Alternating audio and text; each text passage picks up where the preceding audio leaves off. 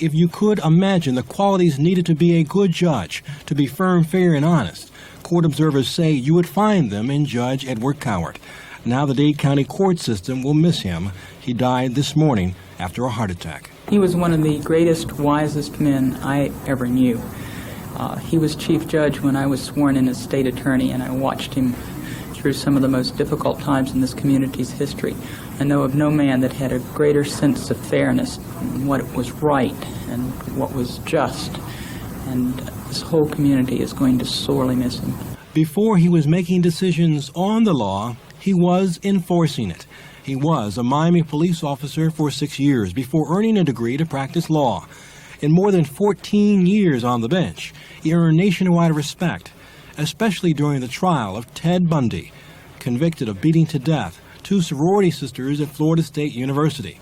Cowart handled a trial with national exposure with the same down-to-earth calmness court observers have come to know. But he remained firm. Like the time defendant Bundy, who often worked as his own attorney, raised a finger during a hearing. Since I have been in Dade County, I've been allowed Don't shake your finger at me, young man. Don't shake your finger at me, young man.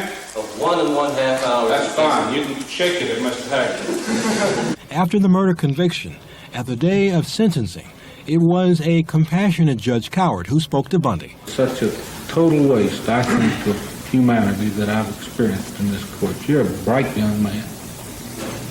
You made a good lawyer. I'd love to have you practice in front of me, but you went another way, partner. Take care of yourself. Judge Marfonius remembers Judge Cowart. He was a friend. He was a caring person, a person who loved people. He would devote all of his time to helping people. There was just really no problem that was too small for him to exert his efforts on. Mel Taylor, Channel 10 Eyewitness News. Judge Ed Cowart was best known for the even-handed way he presided over the trial of serial killer Ted Bundy and for sentencing him to death. The tragedy for this court to see is such a total waste, I think, of humanity that I've experienced in this court. You're a bright young man. You made a good lawyer. I'd love to have you practice in front of me, but you went another way, partner. Take care of yourself.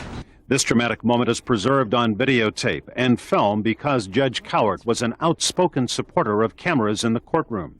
His friends and fellow judges say he treated defendants and everyone else the same, with or without cameras present. He was my ideal of what a judge should be. He treated every human being he came in contact with respect, with friendship, if possible. He was absolutely firm when firmness was required. He was just an extraordinary person. Janet Reno hired Ed Cowart in 1983 as a chief assistant after he resigned as associate dean of the National Judicial College in Reno, Nevada. Teaching at the National Judicial College was a great experience, but it just wasn't his cup of tea. Judge Morphonius, a longtime family friend, was at Coral Reef Hospital where Judge Cowart died early this morning. His every ounce of energy was devoted to seeing that he just did the very best job that he could and looked after the rights of the defendant and looked after the rights of the victim. He started his career in criminal justice as a motorcycle cop and rose to become chief judge of the 11th Judicial Circuit. He was a man of courage and strength, but he was a very kind and compassionate man. He was well loved, and we're heartbroken about his death. Judge Wetherington isn't the only one fighting back tears tonight. There is an empty spot in the courthouse and in the hearts of everyone whose life was touched by Judge Ed Cowart. Michael Putney, News 4.